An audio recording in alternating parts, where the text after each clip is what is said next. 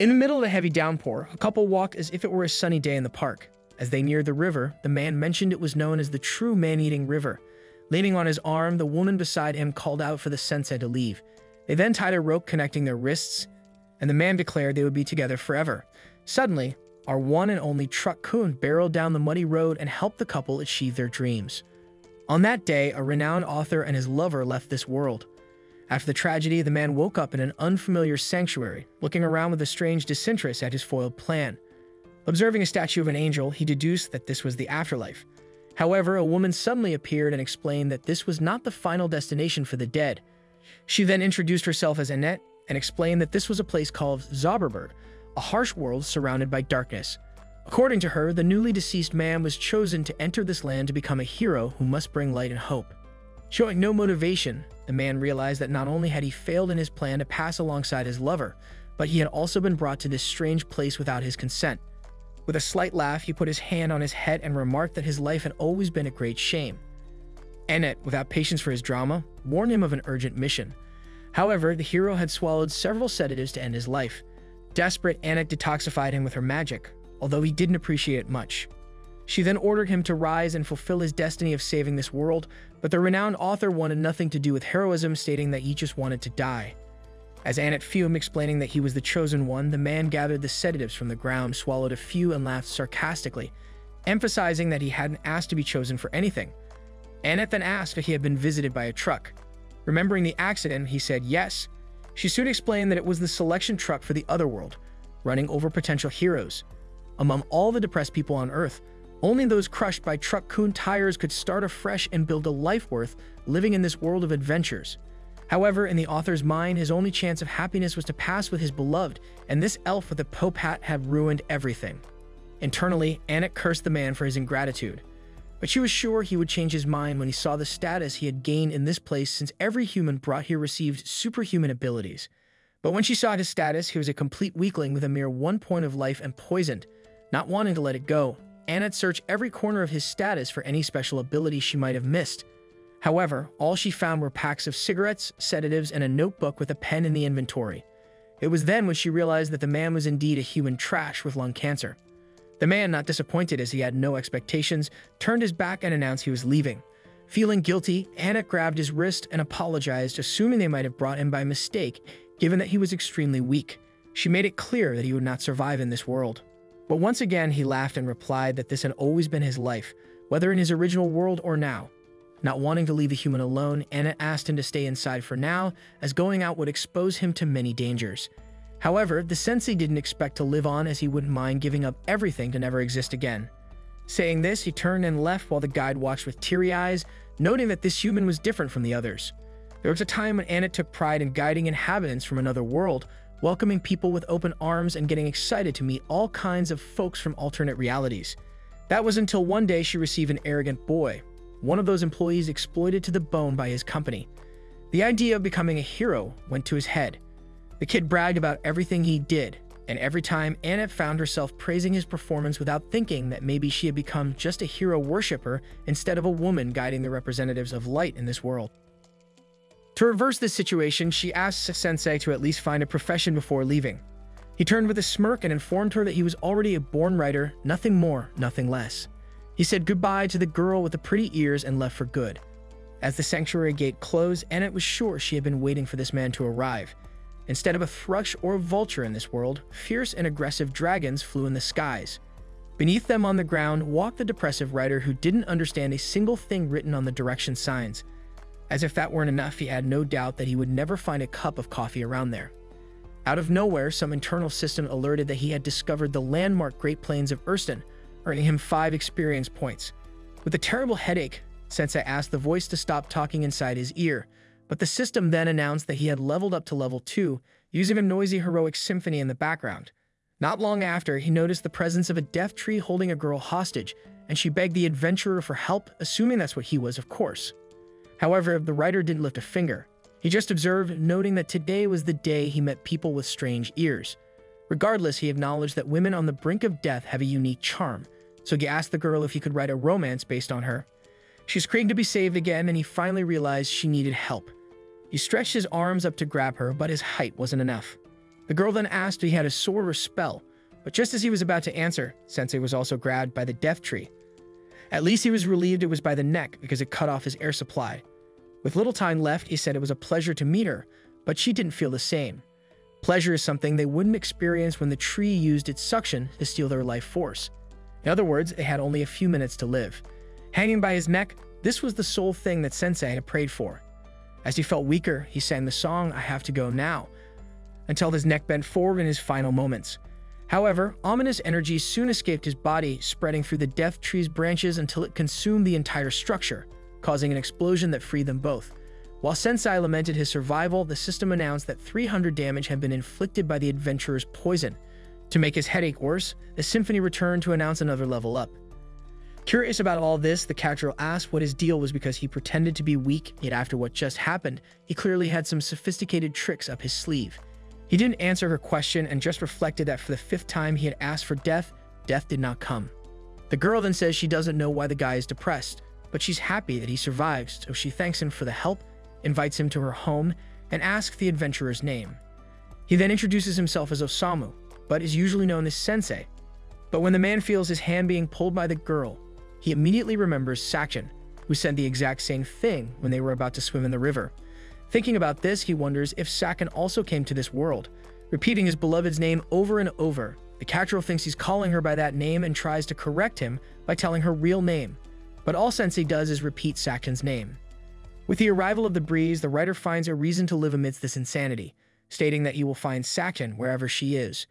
With the red string tied around his wrist, he intends to reunite with the woman of his life so they can continue the plan that went wrong last time.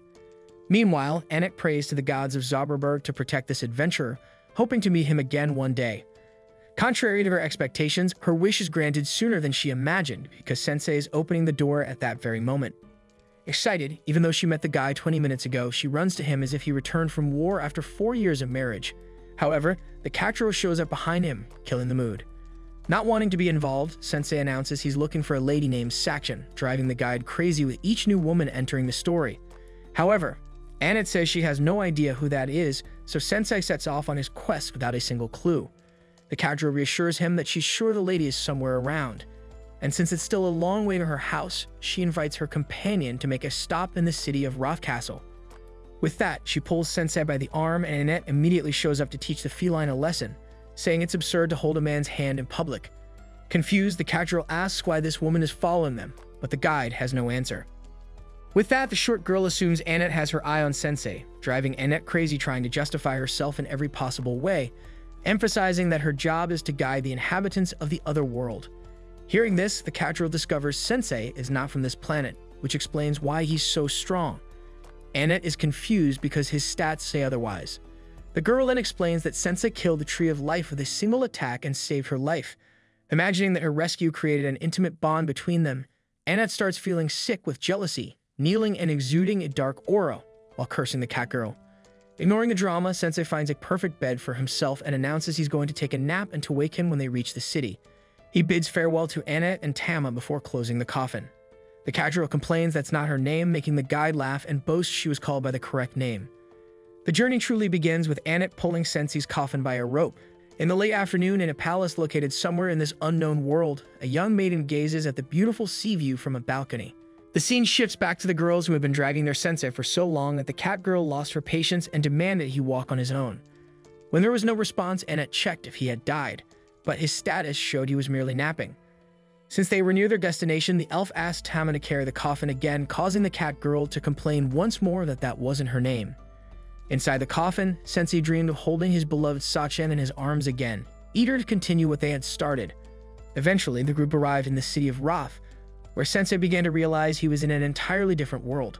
This revelation sparked his artistic imagination with all the things he could never have envisioned. But amidst this, Annette announced that she would request an audience with the king. In the throne room, the supreme ruler of Roth introduced himself as Thomas, alongside his daughter Charlotte. The king then offered the group accommodations in the castle for the night, which pleased the travelers, but there was a condition. He loved hearing stories from travelers and wished the adventurers to share their experiences and memories with him. Given he had just arrived and wasn't the most proactive adventurer, Sensei asked if talking about sleeping in a coffin was enough, making Thomas think it was a death threat. To steer away from this topic, Annette remarked on Princess Charlotte's beauty. After thanking her for the compliment, the king informed them that Charlotte would soon be married and sought their advice on the matter. Before explaining further, he summoned two men to the throne room. He then introduced them to the two candidates for the princess hand, the brave knight Gomes and Otto, the wandering minstrel of love.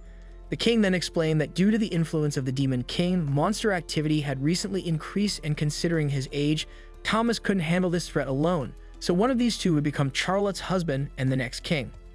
However, since the princess had not yet chosen her suitor, Thomas wanted the candidates to weigh in. After pondering for a few seconds, Sensei said that he had no idea, as this decision would determine the future of the princess and the kingdom, and it shouldn't be placed on the shoulders of strangers who had just arrived and were unknown to everyone. To conclude his statement, Sensei commented that Thomas was a terrible tyrant who didn't deserve the crown he wore.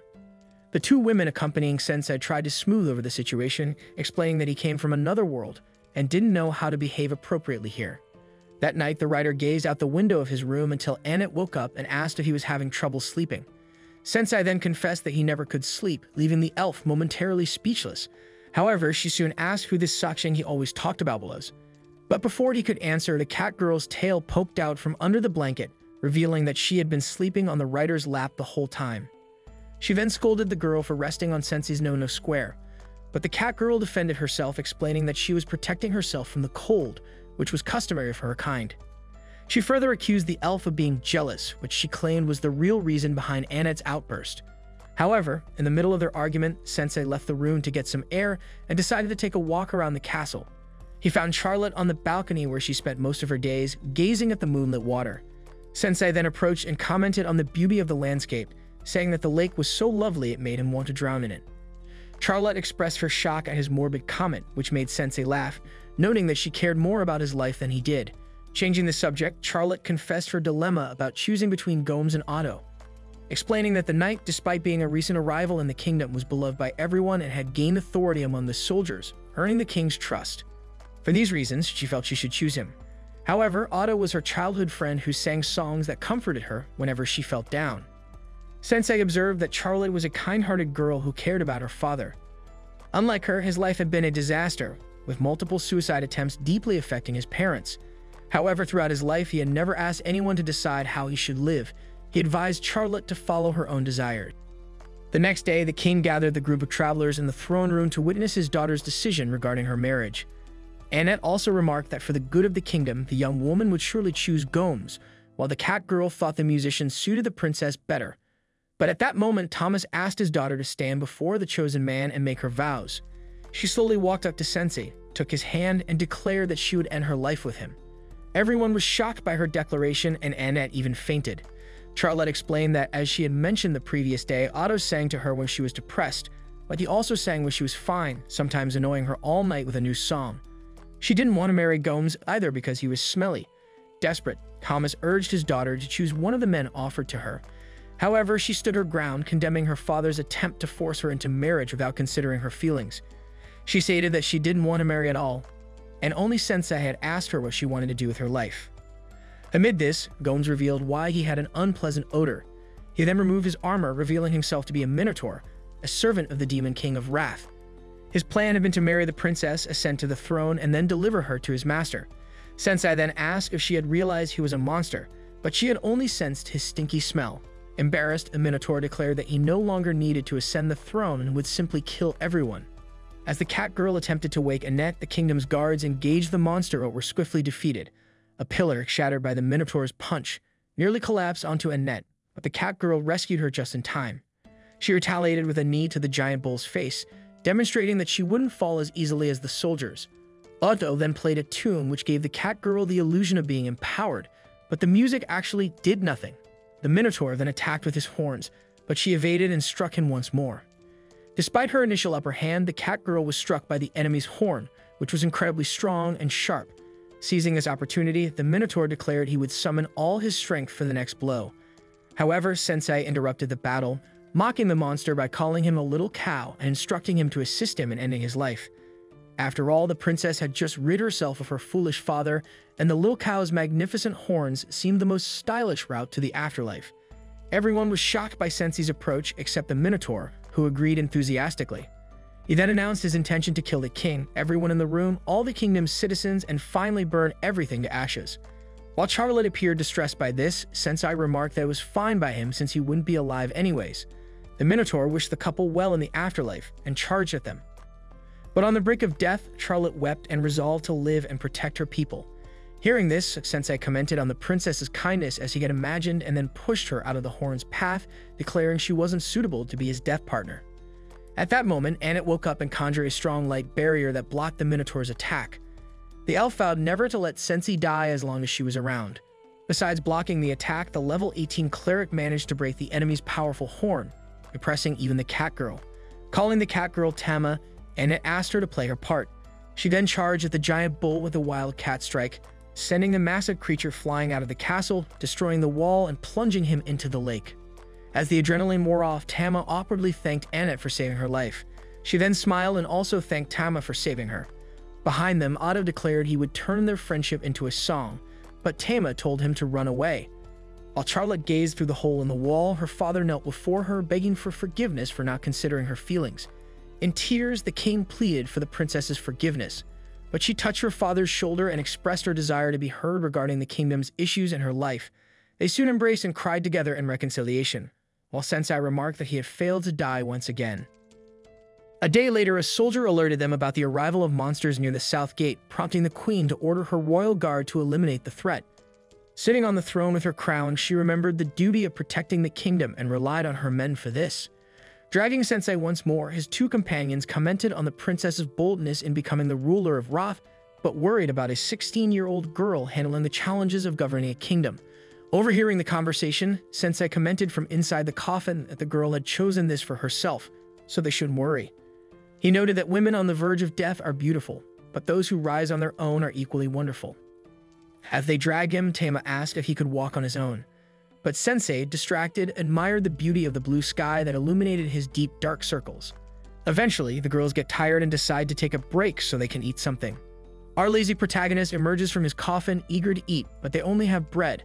However, Sensei would much rather have some boiled tofu, so Annette decides that they should look for some in a nearby town. The group is only a few days away from reaching Tama's hometown, but Annette would like them to make a stop at a temple. Normally, an Otherworlder arrives at one of the 4 temples in this world and then heads directly for the Dark Lord's castle. However, Sensei's goal isn't to defeat the Dark Lord, he just wants to find Sakshan. This means that they have to visit the 4 temples to gather information on where Sakshan is. Tama is shocked because this means that if they have a hard time finding her, they will have to travel all around the world. Annette doesn't even want Sensei to fight the Dark Lord because it's too dangerous, and Tama once again teases her for being in love with him. Annette denies it and explains that Sensei just gave her hope when she had given up on her job. Tama points out that Sakshan might be Sensei's soulmate, so Annette admits to traveling with him to find this out. Tama agrees to go with them until they reach her hometown, but Annette's half-hearted thank you makes Tama realize that Annette would rather be alone with Sensei. Annette ditched her job, so Tama wonders if she will even be allowed into the temple. Annette isn't worried though, because the head priestess of this next temple is a dear friend of hers. Besides that, Annette didn't just leave her post without notice, she sent her letter of resignation using her familiar. This familiar makes its first appearance by snacking on Sensei's head. Annette scolds the little monster but gets even more upset when she finds out that it didn't deliver her letter of resignation. Sensei points out that the little beast is pretty loyal for returning to its master, and he names it Melos. Melos seems to have taken a liking to him, but Sensei just wants to get more rest. Just then, Sensei must tell Melos to quiet down as he begins to panic when a terrifying dragon appears. Dragons are this world's most powerful monsters, and it terrifies the girls with a scream. Just then, a girl calls it Ryuka and tells it to stop. Annette and Tama are confused as the girl approaches the dragon, so they tell her to be careful. They are shocked, though, when this girl speaks a different language to the dragon and tames it. The girl assumes that Annette and Tama's group has already suffered casualties because of the coffin and recommends that they leave this incredibly dangerous area. Sensei emerges from his coffin, assuming it's time to eat, and the girls ask the stranger to forgive his rude behavior because he's an Otherworlder. Hearing this infuriates the girl, and she vows to eliminate all Otherworlders. She unleashes a power that terrifies the girls, and her attack must be blocked by Annette's barrier. Annette does her best to hold back the attack, but her shield is eventually broken.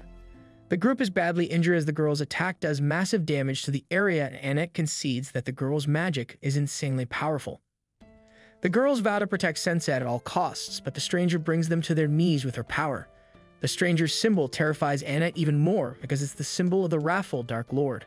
Just then, the girls are shocked when Sensei stands, having had enough of all the dangerous behavior. He points out that the girls have nothing to do with this. Sensei reminds the girl that she's after Otherworlders and that he is her only opponent. He tells her to do as she pleases and reveals that he's prepared for his life to end at any time. His friends beg him to stop, but it's too late as the stranger grants his wish and sends her arm right through his chest. The girls are terrified as Sensei collapses to the ground and the stranger reveals that her name is Waldelia. Annette and Tama faint, but Waldelia is shocked when Sensei reveals that he's still alive. He can tell that Waldelia has a lot of hatred inside her, and Sensei says that he can relate. Sensei notes that he has also been consumed by intense hatred before. However, Waldelia is terrified to see him still alive as he approaches her, and Sensei observes that her eyes look very sad. He wants to know why, but Waldelia's terror causes her to flee with her dragon. Uneasy about what just happened, she wonders who Sensei really is. A while later, Amelis brings the trio to the temple they were heading to. The priestess rushes to Annette, but Annette tells her that Sensei needs immediate medical attention as he is in really bad shape. The priestess summons every healer to bring all the healing potions they have. After some time, Sensei is fine and is seen shopping for poison. The vendor explains that the poison is most effective when thrown at a monster, but he is shocked when Sensei just drinks it. Tama is furious because he had just made a miraculous recovery, but the priestesses are glad to see he is doing well. The priestess Yisha explains that she hasn't met anyone named Sachin, but is more concerned about why Annette is traveling with an Otherworlder. She is glad Annette quit her job because she is too pure for it, but she is upset to see her traveling with an Otherworlder. Yisha hates Otherworlders because they use the gifts given by the gods for selfish reasons. Just then, a strange rapping Otherworlder named Kotaro tells the girls to stop arguing and have some fun with him.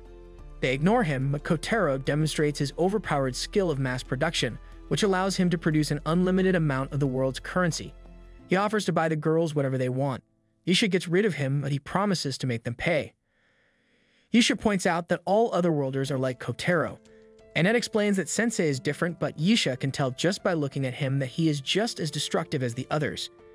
Annette still argues for him and points out that he changed her entire life. Just then, Sensei asks for money to buy some drugs. Annette casually gives it to him, but still tries to tell Yisha that he isn't destructive at all. Yisha is then shocked to learn that Sensei doesn't have a gift. Despite that, Sensei still fought against the wrathful Dark Lord for his friends. Yisha is stunned to hear this because the wrathful Dark Lord was actually destroyed by another Otherworlder 7 days ago. Tama is just as shocked to hear this news, and the two girls celebrate because it means peace has finally come to their world. This makes them question who the girl with the dragon was. It is also strange that Sensei arrived 7 days ago, but Anna can only think about how that was the day Sensei completely changed her life. The biggest question is if this world no longer has a Dark Lord, then why was Sensei brought here in the first place?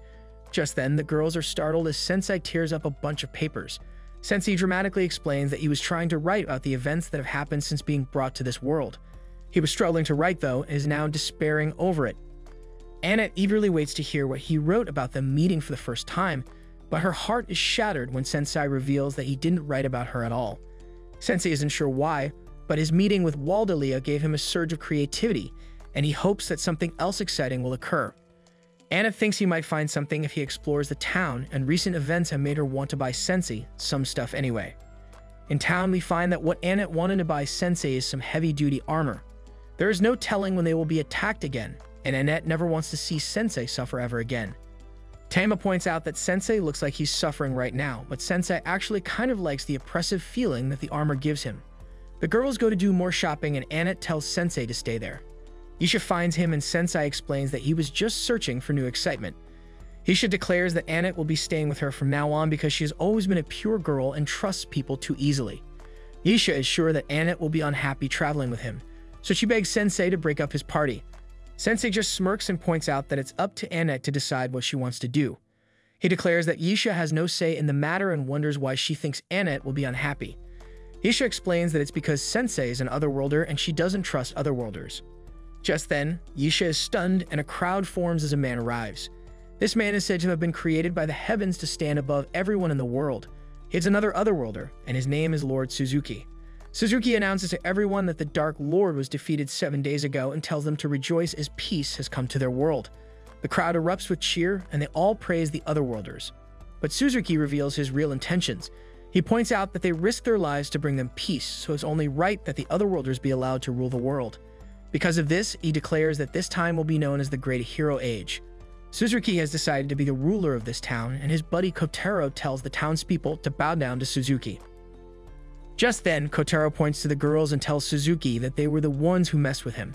Suzuki is furious and declares that they committed acts of violence against another Otherworlder. Anna tries to explain that he is mistaken, but Suzuki refuses to listen to someone who would bring harm to a hero. Nearby, we see that the town is on fire, and Sensei states that he finally feels like he can write his masterpiece. The scene changes again, and now we see Suzuki using a special power to turn Annette into a pet. This change makes some parts of her body look different, like her eyes, which become black. Kotaro then uses a rap song to make fun of how easy it was to cast the spell on Annette because she is so innocent. Seeing this, Tama tries to stop Kotaro, but Suzuki uses his power on her too, and she becomes his e-girl, like Annette. After showcasing his skills, Suzuki claims that nobody can escape his power. However, Isha suddenly comes and tells Suzuki that he is using his power in the wrong way, noting that she taught him how to use it, as she did not teach him to do bad things. She then told him that nobody would listen to him, and all the people in the city agreed with Isha, which caused them to start fighting against Suzuki. However, this enraged this little monkey who sends his wolves to attack the people, citing that he will destroy the city and build a new one. Isha calls Suzuki some names, but he just laughs and says he is a hero, even mentioning that he wants to make Isha's church into his house. As the wolves attack, spitting fireballs at houses and residents, Vale begins to burn. But Sensei, protected by his giant armor, chills in his armor. But after dozens of kicks and punches, Tama manages to crack his armor, but she is soon knocked out by his helmet. Sensei then locks her in a barrel, warning of the violent cat inside. He soon sees Isha overwhelmed in battle and enraged, hears her lament how the Otherworlders misuse their gifts for selfish ends. She recounts that Suzuki was once a calm boy with a weak personality. Intrigued, Sensei starts writing down her story and asks where Suzuki went. Isha says he headed to the church but warns Sensei, who lacks a gift, that he stands no chance against Suzuki. Determined, Sensei insists on writing his masterpiece and Isha accompanies him. At the church gate, Sensei is enchanted by its beauty, while Isha worries about facing Suzuki's superhuman power without a plan. There, Sensei drinks a vial of poison, while Isha considers a stealthy approach. However, he completely ignored her and stormed into the church. Inside, Sensei expresses interest in Suzuki's story, hoping to write a novel about his experiences. But Suzuki, becoming more arrogant, welcomes the idea of an author chronicling his exploits. However, Sensei clarifies that the story is about a man corrupted by power. Feeling insulted, Suzuki orders his wolves to kill the intruders. Isha then steps forward, shooting rays of light to kill some wolves, but one grabs her magic staff, taking her out of the fight. Suzuki orders the wolves to incinerate Sensei, but he deflects the fireballs with his armor's helmet, causing a massive explosion. Turns out, the helmet reveals Milos, who deflects first-level spells as Annette had described. As the flames dissipate, Kotaro begins to worry that these enemies are stronger than they thought. However, Suzuki reminds Sensei that he still has a trump card, the giant wolf. Without delay, Suzuki commands his top pet to attack, and it bites into Sensei's shoulder. But to his surprise, the poison in Sensei's bloodstream quickly spreads to the wolf, killing it instantly. Isha heals Sensei, and Kotaro, panicking at the sight, flees. Isha demands Suzuki surrender, but he reveals his other ultimate trump card, Annette. He orders her to attack, and she draws a dagger, charging at Isha. The priestess, unable to fight her friend, prepares to retreat. But Sensei, however, takes the lead, telling Isha that Annette is stronger than she thinks. Suzuki laughs, confident in his skill, but Sensei believes Annette can choose her own destiny. With Annette's blade in his neck, Sensei tells her she is not a bird in a cage. Inspired by his words, Annette struggles internally, ultimately stabbing the dagger into her own leg. She collapses and Sensei catches her, returning her to normal to Isha's relief. Sensei then asks Isha to heal Annette, which she does, recalling that Annette is stronger than she had thought. After witnessing this, Suzuki's mask of arrogance drops, revealing his real fear as his main skill is dismantled before him. Impulsively, he grabs the dagger and nearly takes his own life, but Sensei stops him, meaning Suzuki alive to finish his book. Sensei then questions Suzuki about his story, prompting the boy to reflect on his past. But Suzuki recalls his life on Earth as a weak kid, unable to stand up to bullying and abuse. Treated like a pet by older kids, he felt powerless and considered ending his own life, but lacked the courage. His life changed when he was hit by a truck-kun, transporting him to this new world. Here, he was no longer a sufferer, but a hero tasked with saving the world from the Demon King of Wrath, armed with a powerful gift. Adapting to his new environment, Suzuki used his domestication ability to bring wild wolves to his side. Despite the promise of being a hero, he was treated maliciously, much like on Earth. This time, however, he had the power to react and refused to let the opportunity slip by. In Suzuki's mind, he hadn't done anything wrong. No matter which world he was in, he would always be a nobody with that determination. After hearing Suzuki's story, Sensei is satisfied with the conclusion of his novel, which he titles Failure in Another World. It tells the tale of a weak man who hoped to live as a hero, but couldn't even become a villain due to his own weaknesses. Sensei then thanks Suzuki for providing the necessary content for the book, but admits it can't be called a masterpiece. He soon tears out one of the pages and creates a magical circle to summon a transfer student. With the circle's power flowing in reverse, Suzuki is sent back to his original world. Shocked, Annette checks Sensei's status and notices that he now possesses the gift of writing. Isha believes this might be a special ability activated only against other transferees, suggesting Sensei was brought to this world specifically to fight these supposed heroes. Frustrated, Sensei collapses, dejected by his failure to write his definitive work. He wonders if he will ever find the person who will inspire him to create his masterpiece, but knows that day hasn't come yet. Despite having sent Suzuki back to Earth, Sensei asks what happened to him. But in another place, the wolves that were once tamed by Suzuki are now free, while Tama emerges from the barrel, confused. Meanwhile, Isha gives Sensei what he wanted most, a brand new coffin with impeccable craftsmanship and golden details. Isha then talks to Annette about how Sensei might play an important role in this world, and that his journey will be difficult and painful. Before Sensei leaves, Isha asks if Suzuki became the way he did because he gained more power than he deserved. As Sensei isn't sure if that was the main reason, but Isha fears Suzuki will return to a miserable life in his original world. Sensei, however, believes Suzuki has the chance to change his story based on what he learned and suffered in this world. Back on Earth, Suzuki submits his resume at the local market to resume a normal life. The interviewer asks why he dropped out of school, bringing back memories that justify his absence.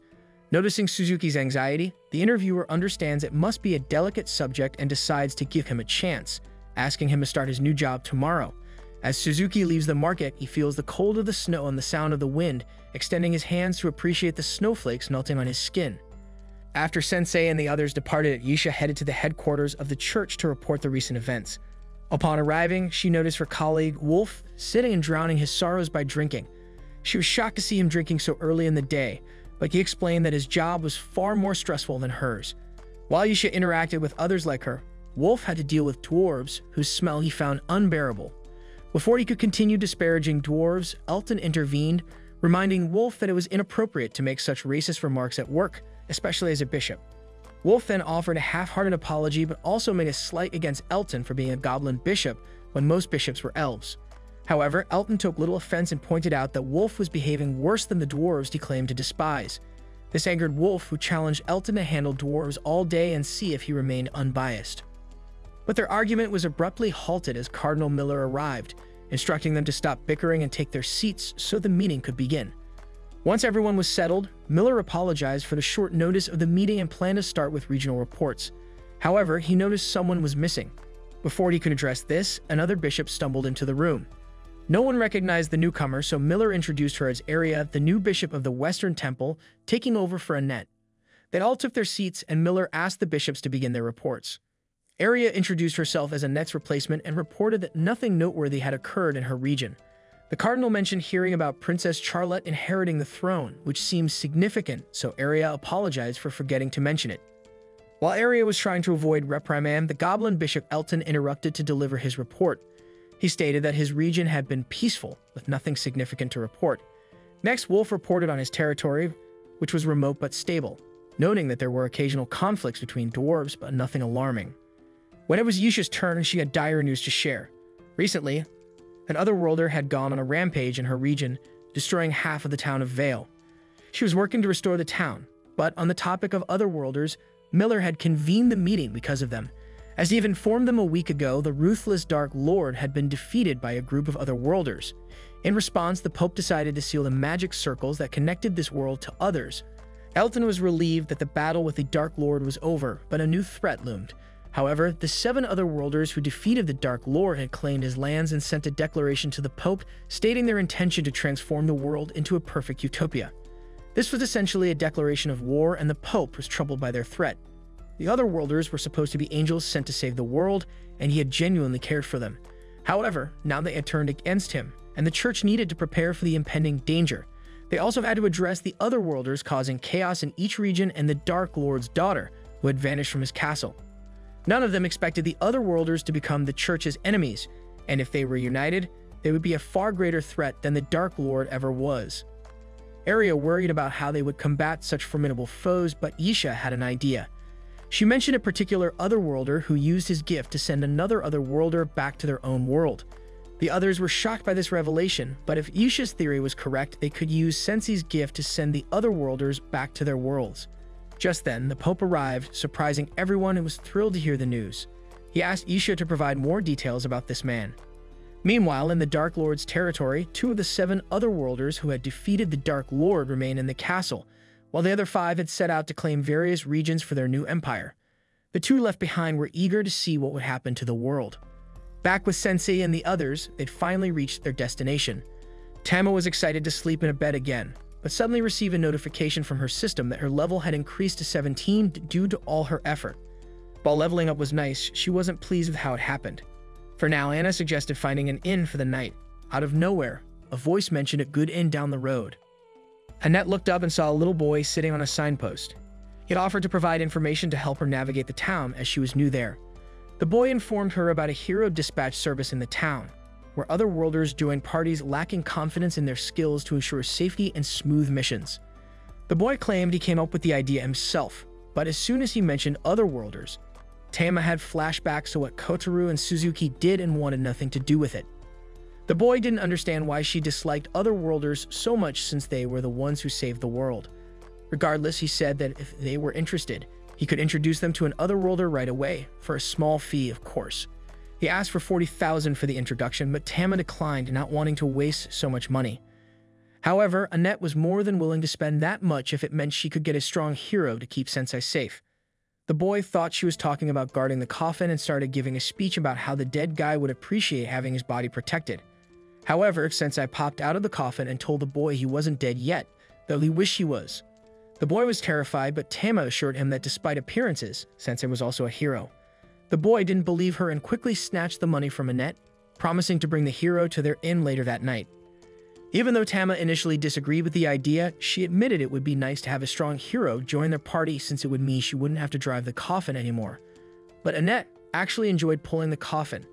Later that night, they waited at the inn for Nier to arrive as promised, but Sensei told Annette that the boy wouldn't be coming anytime soon. Hearing this, the innkeeper asked Annette if she was waiting for a kid named Nier. Upon confirming this, the innkeeper informed them that Nier was notorious around there as a young scam artist who had never even met a hero, so there was no way he could introduce Annette to one as he claimed. Annette was devastated at losing 40,000, so Tama tried to calm her down. Sensei wanted to know more about Nier, so the innkeeper explained that Nier was an orphan who appeared in town one day and had since made a living by scamming unsuspecting travelers. He was a nuisance to the town, but sometimes the innkeeper couldn't help but feel sorry for him since he had no parental figures and was all on his own. Meanwhile, Nier sat under a bridge staring at an old sword. Moments later, he was snatched by unknown kidnappers who took him to an abandoned shed and examined all the money Nier had swindled as a scammer. Nier asked what they planned to do with him, and the 3 men had evil intentions in their eyes. Nier tried bluffing his way out by claiming his hero friend would get revenge if they harmed him. However, the men weren't worried since they knew Nier had never met a hero. In fact, they claimed to be heroes themselves. One had a gift that allowed him to summon a powerful crossbow, and since Nier had carelessly used the heroes' names to scam people, the Otherworlder planned to punish him with an arrow to the head. Nier couldn't believe the heroes he admired were actually scumbags, but he resigned himself to his fate. At the last second, Sensei appeared, pushing the man's hand and redirecting the arrow into the metal man's knee. Sensei told them they had no right to call themselves heroes when acting this way. His words were ignored as the man with glowing eyes used his skill to analyze Sensei. To his shock, he discovered Sensei was an Otherworlder as well. This put them on edge since they didn't know what power Sensei might have. But upon closer inspection, the appraiser realized Sensei only had 1 point of HP left and was currently poisoned.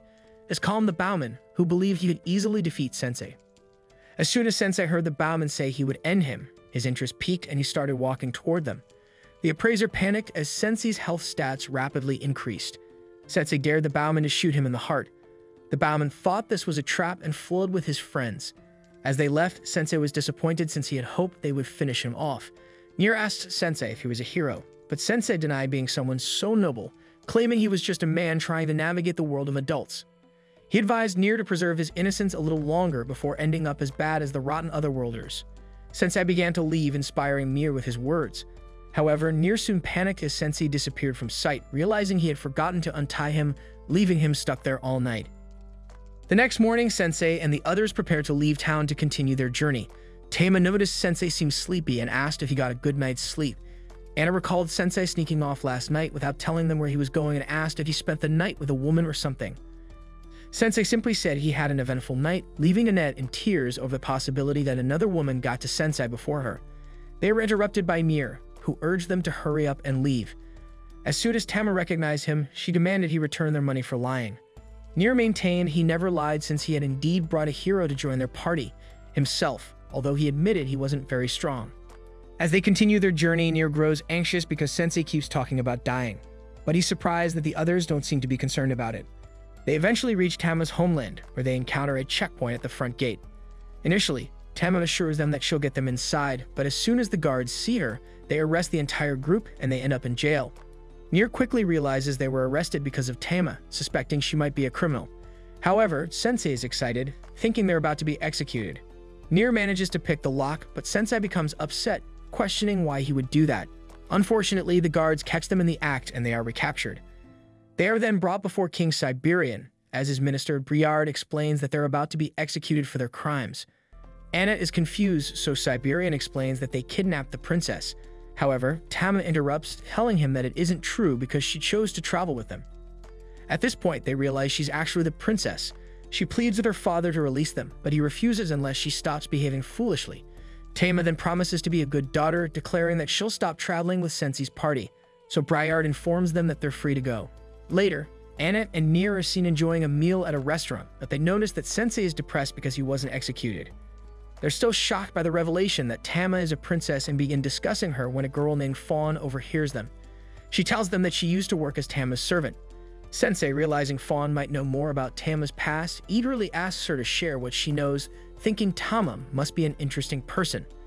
Meanwhile, Tama is thinking about her friends when she notices a man standing outside the palace. However, not long after, the man using his powers attacks the palace. King Siberian confronts him, asking who he is. So the man introduces himself as Kabara, one of the heroes who defeated the Dark Lord. When Siberian asks him what he wants, Kabara reveals that he intends to devour everyone. As Siberian soldiers charge at him, Kabara uses his powers to consume them, only to spit them out in disgust, complaining that they taste awful. However, he mentions that he's eager to taste a young demi-woman. Seeing this, Siberian orders his soldiers to stand down and prepares to fight Kabara. Kabara attempts to consume him, but Siberian counters with his lightning palms. However, the attack is ineffective, and Kabara reveals that his body is incredibly durable because he recently consumed golems. As Siberian prepares to unleash his ultimate technique, he confidently tells Kabara that he will defeat him in a single blow. But just as they're about to clash, Tama suddenly intervenes. Kabara, excited at the prospect of devouring her, eagerly welcomes her challenge. As soon as she tries to join the fight, Siberian stops her, insisting that she can never replace her brother. We then return to Fawn, who reveals that Tama once had a twin brother named Leon. Leon was meant to inherit the throne, but he and their mother died in an accident 10 years ago. This tragedy plunged the Siberian into deep depression. Seeing her father in despair, Tama decided to cut her hair, intending to take Leon's place and ease her father's pain. However, her efforts only strained their relationship further. Back in the battle, Siberian tells Tama that she's a terrible fighter, but despite his warning, she lunges at Kabara. Kabara is about to devour her when Siberian pushes her out of harm's way, losing his arm in the process. Kabara taunts him, pointing out that Siberian can't use his ultimate technique without his arm. Enraged, Tama charges at Kabara, but Briard knocks her out and carries her away. Meanwhile, we see Sensei thanking Fawn for sharing Tama's story when Briard arrives with the unconscious Tama, explaining that they had to flee the palace because of an attack by another worlder. Suddenly, an explosion occurs, signaling Siberian's defeat. Kabara, now victorious, declares that he will rule over them as their new king. However, he horrifies everyone by stating that he plans to eat the women and children. Suddenly, a man bravely threatens to stop him, but Kabara quickly devours him, changing his mind and deciding to consume everyone. Chaos ensues as people try to escape, but Kabara's monsters block their path, trapping them. Sensei, observing the situation, thinks Kabara is insane and realizes that Tama's life would make an excellent story, but he urges her to take action, wanting to see how her story unfolds. After some time, Tama regains consciousness in Fawn's house. Disoriented, she rushes outside, confused about what just happened. Rayard explains that Kaibara has taken over the capital and is trying to eat everyone. Determined to protect her father, Tama decides to stop Kaibara, believing it's her duty. However, Annette reminds her of the accident that took Leon's life and how everyone grieved the loss of 2 royal family members. She cautions Tama not to risk her life as the people will lose hope if she dies. Annette reveals that they have a secret way to defeat otherworlders, and they head to the palace with Sensei and Mir. When they reach the entrance, 2 ogres block their path, threatening to kill them. Sensei, however, declares that he wants to be eaten, thinking it's a glorious way to die, and asks the ogres to inform Kaibara of his wish. The ogres are initially confused by this, unsure of what to do. Frustrated, Sensei urges them to make up their minds, and they eventually decide to grant his request. Once again, the group finds themselves in the dungeon, and Annette begins to cry, convinced that they're doomed, but Sensei tells her to stop, revealing that he has a plan. He then pulls out a lockpick he had saved and instructs Mir to work his magic once more.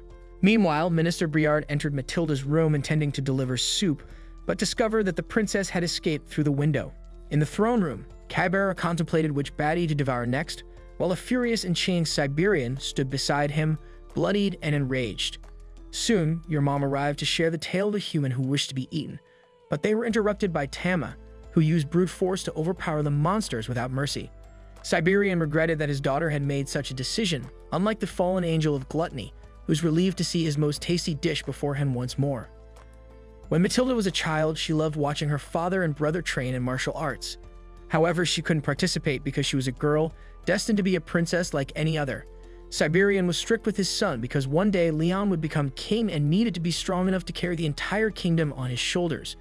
Briard also often remarked that Leon had a kind heart, but Siberian was only concerned with his son's strength. One day, he noticed Matilda watching through the window and scolded her for getting into trouble outside. Seizing the moment, Matilda asked if she could train too. However, the king insisted that she needed to know her place as a princess, saddening her. In her room with her mother, Matilda confessed that she hated her father for not allowing her to practice martial arts like Leon, stating that she didn't want to be born a princess. Seeing her daughter's distress, La Palma hugged Matilda and urged her to listen carefully to what she was about to say. Whatever La Palma told her, it must have been significant, for Matilda now found herself in a life-or-death struggle against the fallen angel of gluttony, who boasted about using her father as bait to lure her in. Still, the princess swore she would defeat Kaibara with her own hands. Kaibara, the invader, planned to toy with Matilda before devouring her, using her father's secret technique against her. Ironically, Kaibara had stolen this ability and named it gluttony, perverting the kingdom's traditions with his arrogance. By consuming someone's flesh, the fallen angel could steal their abilities, and now he used them to humiliate Matilda, who faced death at the hands of her father's own skills. Meanwhile, Sensei was carrying Annette and Mir to an unknown location.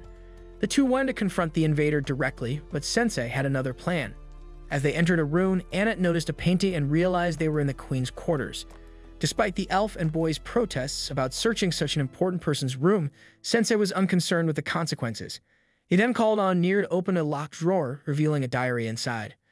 The scene shifts back to Matilda, exhausted and completely at the mercy of her powerful opponent, was humiliated by being defeated by techniques well known in her kingdom: the tiger's kick and the lion's blade, symbols of the kingdom's protector. The protector, her own father, now watched helplessly as his daughter was destroyed.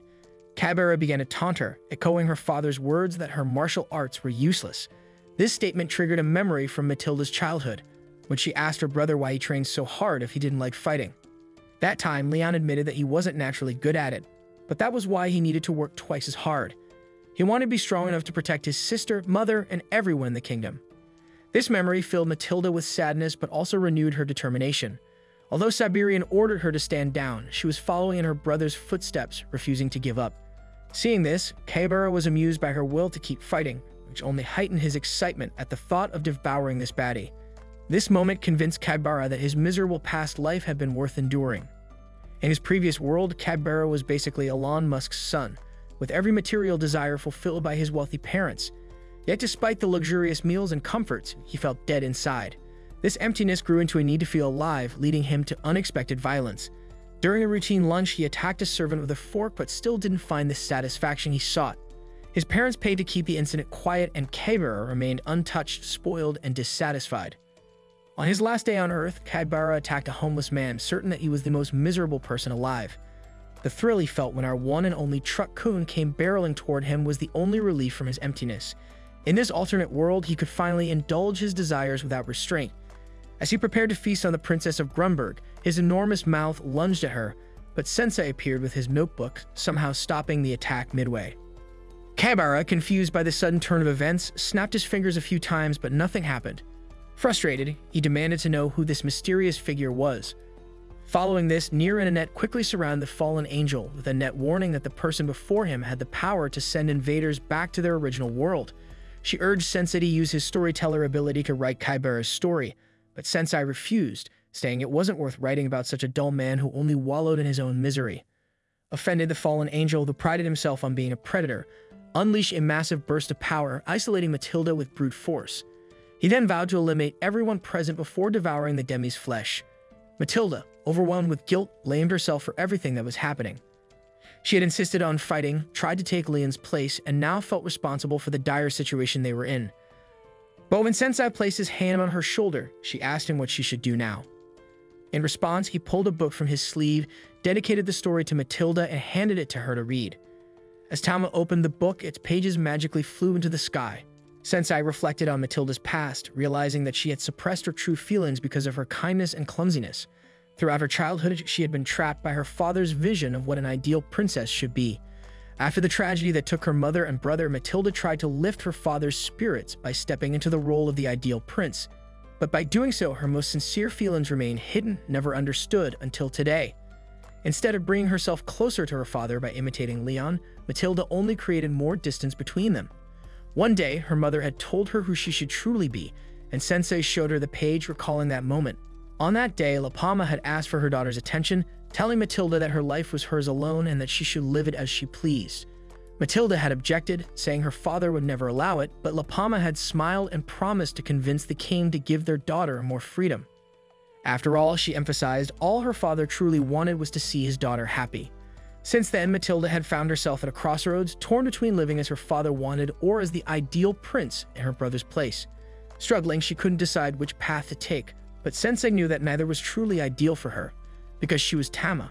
Hearing the name given to her during her recent adventures, the princess saw the pages of her story shatter like glass, along with the chains that had imprisoned her. With that, Sensei told her it was up to her to write the rest of her story. Suddenly, the divine beast's crest then began to glow in Matilda's hand, astonishing her father. Leon had known about this hidden power because he had once seen the crest appear on his sister's hand. On that day, he had been about to run and tell their father, but Matilda had asked him not to, knowing that Siberian didn't want her involved in martial arts. As she reflected on this, she saw her crest weaken more and more. Siberian, who had been watching his children from the shadows, knew that the light had never appeared again because of his own fault. His excessive attempts to protect Matilda had locked away her natural gifts, and it was then he asked for her forgiveness. However, Kaibara had just finished digesting the king's flesh, boosting his power to its maximum. The fallen angel mockingly remarked that if this were a manga or anime, Tama would now awaken her powers, defeat the villain, and have a happy ending, but he assured her that wouldn't happen. With that said, Sensei eagerly awaited what would happen next, observing that while we are often deceived by hope, we are also deceived by despair. Even when pushed into the depths of panic, he believed there is always a thread of hope to cling to. Inspired by these words, Tama charged at Kaibara using a combination of the cat's distraction and the cat's headbutt, which for the first time managed to injure the fallen angel of gluttony. Enraged, Kaibara recklessly counterattacked, but Tama seized the moment to invoke her ultimate technique, the Divine Beast's Banquet, King's Fangs. This powerful strike obliterated the enemy with unimaginable force. After the victory, Tama fainted and Annette slowly began to heal her companion. Sensei then returned La Palma's book to Siberian, who thanked the writer for guiding his daughter in this critical moment. However, Sensei replied that he had merely written his book. Briard noted that the princess had awakened the ultimate technique, King's Fangs, but that her power was still incomplete. Just as Briard finished speaking, Kaibara revived, much to his own surprise, taking the form of the gigantic body of a demonic insect. Turns out he had secretly consumed the flesh of the deceased demon king, causing infinite power to surge within him. He then raised his beastly form to destroy every living soul in the chamber. However, Waldelia suddenly appeared and decapitated Kaibara.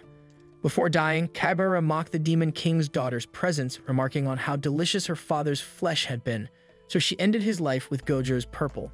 Sensei greeted Waldelia with sad eyes and asked if she felt any better after avenging one of her father's tormentors, but she didn't respond. Instead, she warned that she would eliminate the author next time before leaving with her dragon. Sensei then confessed that one day he would like to write the story of the girl who avenged her father's death, but whose sadness never faded. The next day, the heroes were thanked for saving the royal capital of Grunberg. However, Tama decided to stay at the castle to support the king, and although she would miss her friend, Annette respected her decision. Later, the princess received a visit from her father in her room, and he advised her to continue her journey with the comrades she had arrived with. He didn't feel so old that he needed the protection of a novice, but he asked her to return at the end of her journey. Tama didn't hesitate before taking off her princess dress and promising her father that she would one day be as strong as he was. As his daughter departed, Siberian took his wife's book and remembered her and their deceased son. Meanwhile, Sensei told Mir that he didn't have much talent for carrying coffins, so Mir told him to walk on his own since he wasn't doing so well. However, Sensei replied that it wouldn't be necessary. Just as he finished speaking, Tama came running to rejoin the group. After a while, the group comes upon the World Tree. Annette explains that the tree is sacred and offers protection to everyone who visits. She reveals that the town of Tonerico is nearby, describing it as a place where villagers live in harmony with nature. She suggests they visit the town. When they arrive, they're shocked to find a casino there, realizing that it was created by outsiders. The group witnesses people gambling and even killing each other, leading the girls to believe that something must be wrong. However, Sensei thinks the townspeople are corrupt and have chosen this reality for themselves. He then realizes he's out of his pills and panics, resorting to eating stones to cope. They go to the mayor to find out what happened to the town. The mayor explains that Tonerico used to be peaceful, blessed by the World Tree, until the outsiders arrived and built the casino, which attracted chaotic people from all over the world. He also mentions that the World Tree has started to wilt because its spirit is displeased with the current state of affairs. The mayor pleads with Sensei's party to restore the town to its former state, but Sensei is distracted, asking the mayor if he can get more pills. Suddenly, a warrior named Yamada, who reveals himself as an outsider, appears. He insists that he's different from the others and that he wants to bring peace to the town. He promises to help the villagers, and Annette thinks they should join forces with him. However, she soon realizes that Sensei has disappeared. We then see Sensei wandering around town, unhappy because he's starting to feel healthy and wants to find a way to ruin his health. He spots a cave that looks suspicious and decides to check it out, finding it filled with people smoking. Excited, he asks if he can join them, but a girl named Eshi approaches and invites him to her bar instead. There he starts drinking, saying he wants to drink himself to death because he's unhappy with his life. Eshi asks what he was doing in the cave, mentioning that the people there are addicted to leaves from the World Tree. He explains that he's out of sedatives and feels restless because he doesn't want his mind and body to become healthy. Eshi promises to help him relax, telling him she's a dancer. Though he initially thinks her performance will be boring, she convinces him to watch, and he soon realizes she's an excellent performer. Meanwhile, Annette is crying, worried about what happened to Sensei. When she sees him return with Esh, she's devastated. The mayor confronts Eshi, asking why she's there since the villagers don't want her around. She responds that she only came to bring designs to her friends. After she leaves, Tama asks the mayor who she is. The mayor explains that she's known as the Witch of Tonerico. He reveals that when the outsiders built the casino on the edge of town, the villagers were powerless to stop them, but Eshi chose to collaborate with them and opened a bar next to the casino. While no one knows much about her, everyone believes she's a traitor for profiting from entertaining the outsiders who visit her bar. Yamada thinks Eshi is evil and wants to take her down, which pleases the mayor, who calls Yamada a true hero. The next day, Sensei heads back to the bar despite Annette's attempts to stop him, telling him that everyone is preparing to fight the outsiders. Sensei, however, doesn't care, saying he never agreed to the mission. Yamada tells Annette it's hopeless because Sensei has already fallen under the witch's spell, but assures her he will save Sensei after they destroy the casino. Later, Sensei is with Eshi again, thanking her for helping him sleep. She tells him he should stop spending time with her because the villagers despise her, but he says he doesn't care. Eshi then talks about the spirit of the World Tree, which grants wishes to the weak and sick, and suggests that praying to the tree might help him. But Sensei insists that she's the one who needs saving, telling her that he sensed her sadness while she was dancing. A group of men suddenly storm into the bar, demanding drinks and intimidating those who owe them money, knowing the debtors spent everything at the casino. Another worlder named Sabu threatens to kill them if they don't pay up, forcing them to promise they'll do whatever it takes to earn the money. Sabu then reports to his boss, complaining that the casino's profits are down because fewer people are gambling. He suggests they relocate, but the boss insists on turning the villagers into gambling addicts and teaching them to smoke the leaves from the world tree. Eshi reminds the boss of his promise to leave the villagers alone, mentioning that she paid him protection money to ensure the other worlders wouldn't harm them. However, the boss dismisses her, saying he needs to make money, and orders Sabu to start kidnapping villagers. Eshi tries to stop him, but he shoves her aside. Sensei intervenes, telling Eshi she's not a witch but an angel. Suddenly, the ground starts shaking and everyone rushes outside to find that the casino has been destroyed. Yamada declares to the other worlders that he's going to take them down for destroying the town's peace. Sabu orders his men to attack, but Sensei unexpectedly confronts Yamada, stating that he can't stand people who act self-righteous.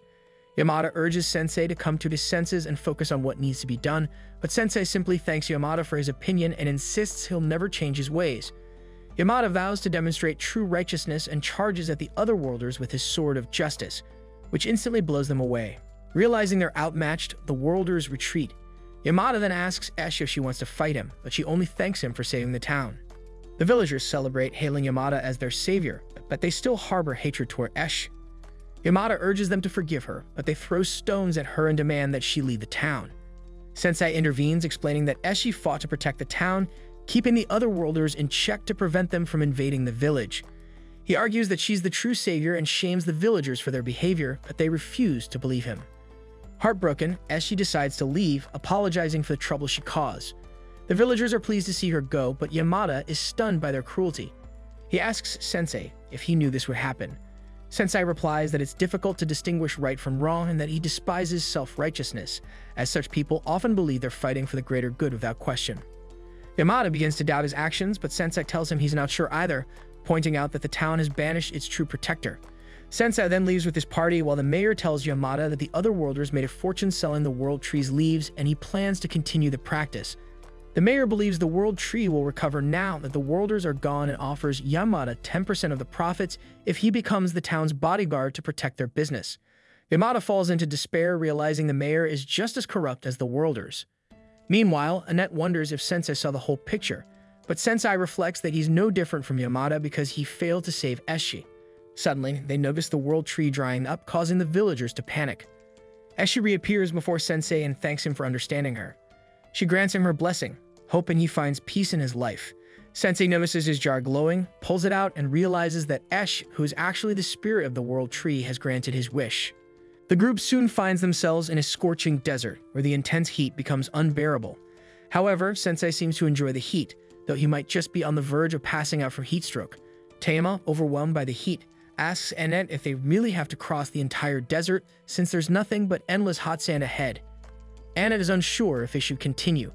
She wants to take the shortest path to the Dritten Temple, which cuts through the desert, but with the current conditions, she doubts they can make it without succumbing to the heat. As the group struggles, they notice that Nier is handling the heat perfectly fine. Nier then reveals that the heat doesn't bother him because he was actually raised in this area, so he knows how to navigate the desert with ease.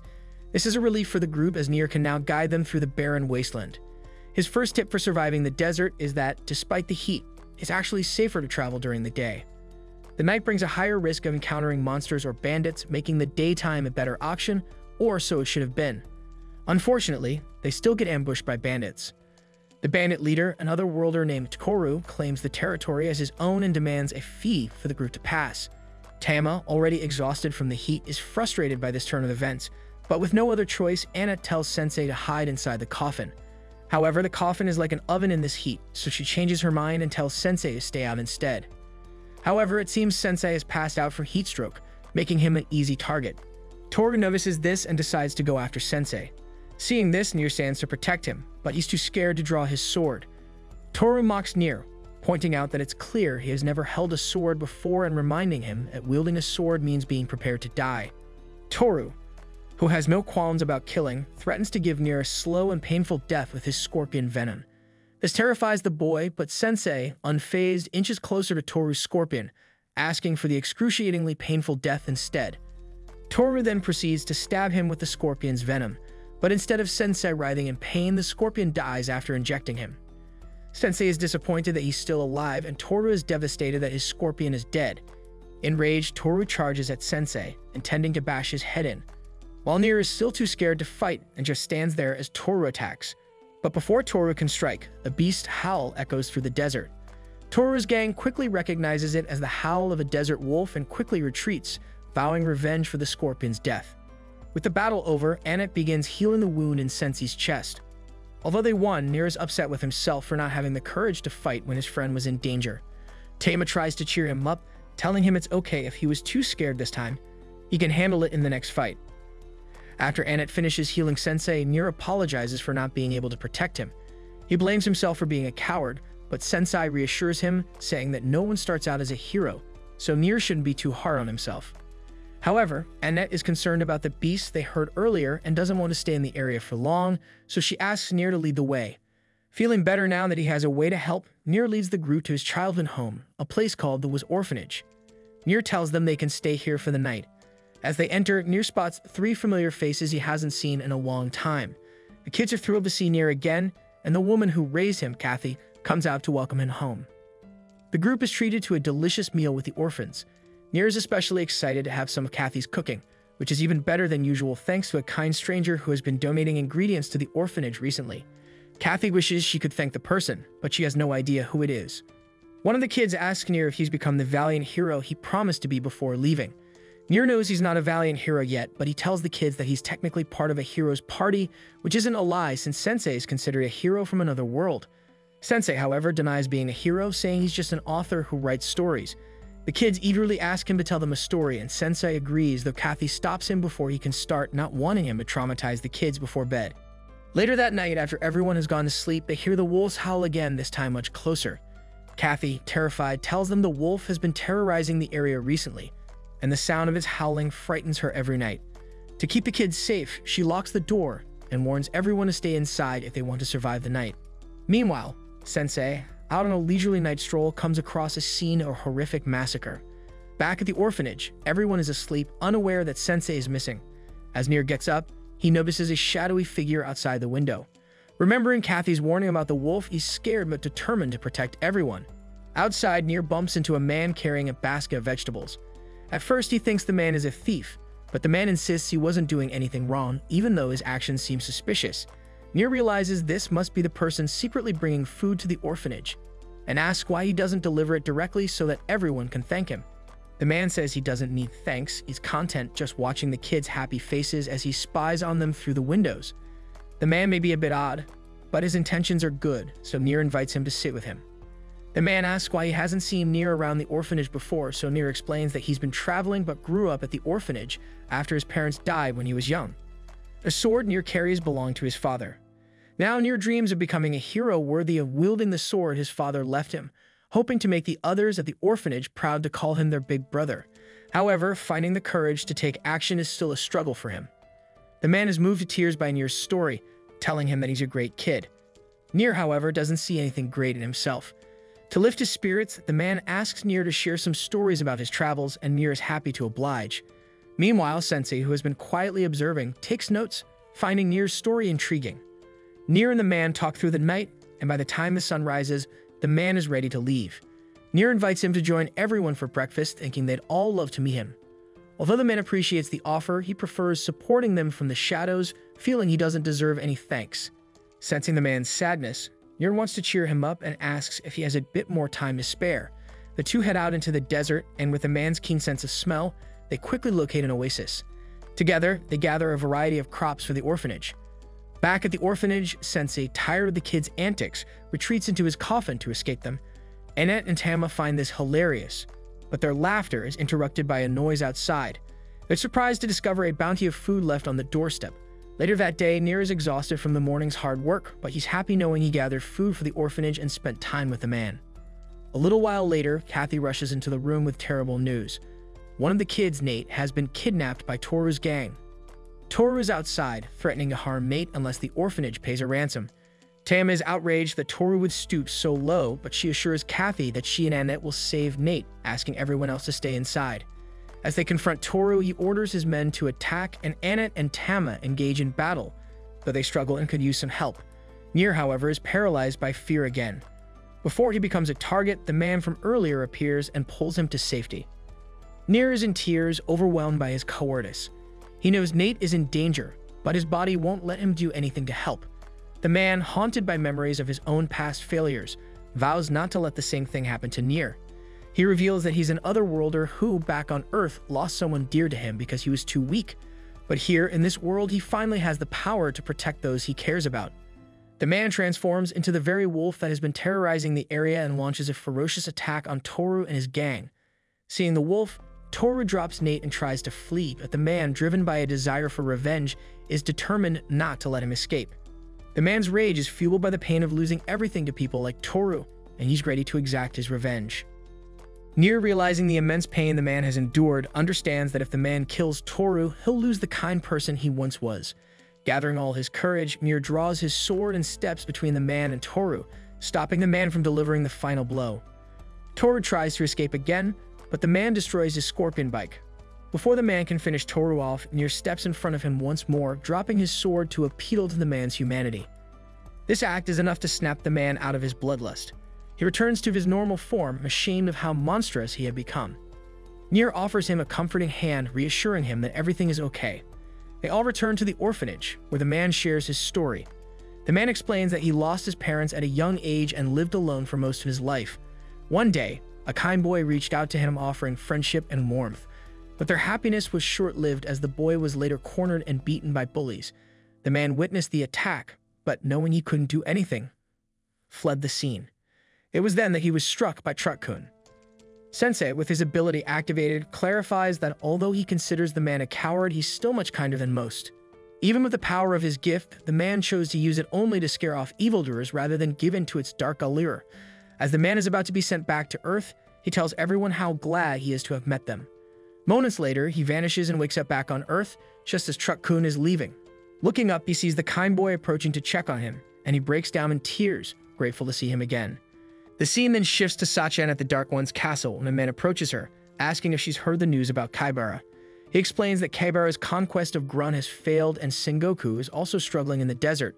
He comments that this outcome was somewhat expected since dwarven strongholds are notoriously impregnable, and they've underestimated their ally. The scene then shifts to the dwarves battling the army of the fallen Angel of Misery. Wolf is drinking on the battlefield, prompting Usha to advise him to stop, reminding him that they're still at war. He dismisses her concerns, saying she worries too much, but she counters that his behavior isn't fitting for the commander of a nation. Wolf retorts that he's just a priest and notices that the fallen Angel of Misery has issued an attack command. Isha urges him to do something as the lizardmen prepare to attack, and Wolf advises the dwarven king Doran to lure the enemy forces to the east side. Doran, however, refuses to take orders from a lowly elf and charges at the lizardmen head-on. After showcasing his strength, he dares them to follow if they want his head and leads them exactly where Wolf had suggested. Wolf muses that Doran is stubborn but loyal and uses his wind magic to conjure a tornado, trapping all the lizardmen inside. With the enemy forces retreating, Wolf decides to withdraw as well, but Yisha notices that Sensei has also been caught in the tornado. Wolf is shocked that he hit a civilian. Later, the dwarves celebrate their victory, and Doran declares that the 7 fallen angels are not to be feared. He blames the church for the problem and says they should be grateful to the dwarves for handling it. The dwarves agree, but Wolf asks them not to criticize his boss too harshly, explaining that the Pope has a lot to manage, and they've been successful in driving off the fallen angels thanks to the dwarves' efforts. He also thanks Doran, who reluctantly acknowledges that Wolf has done a good job as well, and the two share a toast. We then see Sensei's party enjoying the feast, and Yisha expresses surprise at meeting Annette there. Annette explains they've been through a lot recently, mentioning they got lost in the desert, and that's when Sensei got caught in the tornado. Yisha inquires about Sensei's condition, and Annette assures her he's fine since he was inside the coffin. Sensei then appears, joking that it was unfortunate the coffin saved him from dying again. Yisha thinks he hasn't changed at all, while Sensei laments the loss of his precious bed. Annette tries to comfort him, promising to buy a new coffin soon. Wolf then approaches, and Melos, seeing Wolf's familiar, falls in love at first sight.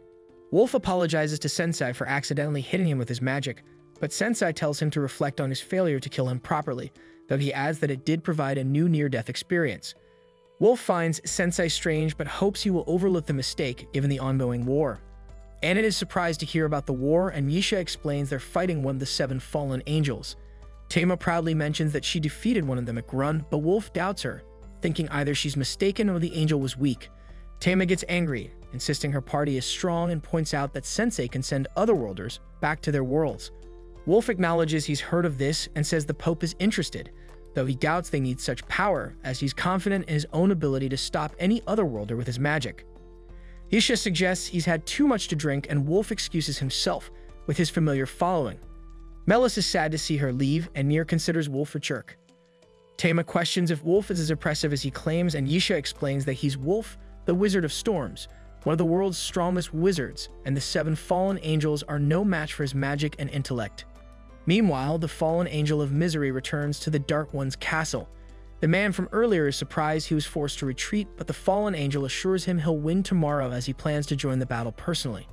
The man suggests changing tactics and letting the women handle it, saying he'll send someone who knows the Wizard of Storms well. He then asks the female fallen angel of greed if she's ready, and she confirms she is. Later, we find Melos and Sensei wandering the city streets.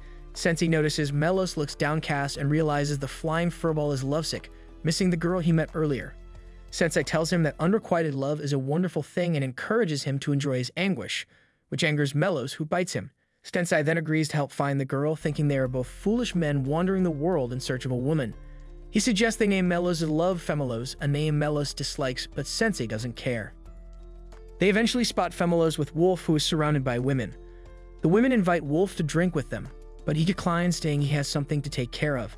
Sensei observes that Wolf is the opposite of him when it comes to women and encourages Melos not to be discouraged, advising him to pursue the girl until she notices him. They follow Wolf, who stops in front of a shabby house and asks someone inside to open up, but there's no response. Sensei, sensing that Wolf is also chasing someone he loves, decides not to eavesdrop further and leaves with Melos. The next day, the dwarves discover that they're under attack again. Tama and the others offer to help, but Doran stops them, insisting that they are guests. He steps outside to lead his forces into battle, with Wolf supporting them through his magic. Yisha then spots a dragon approaching, which unleashes its breath upon the army. The dwarves are awestruck by the majestic creature. Yisha recognizes it as Jade, the Dark Dragon, a legendary beast once under the Dark Lord's command. Wolf, however, is unimpressed and disappointed that this is the trump card the fallen angels chose to deploy. He remarks that he has taken down dozens of dragons before and prepares to cast his magic.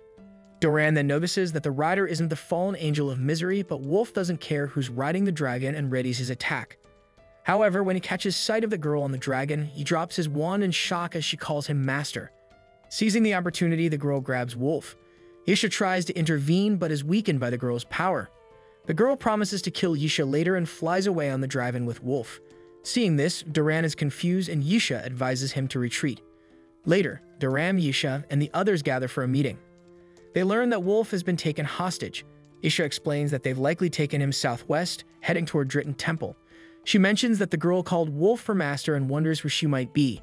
Doran is frustrated, noting that their forces are now in chaos, with the lizardmen closing in. He regrets relying so heavily on that elf, and the other dwarves fear their castle might fall at this rate.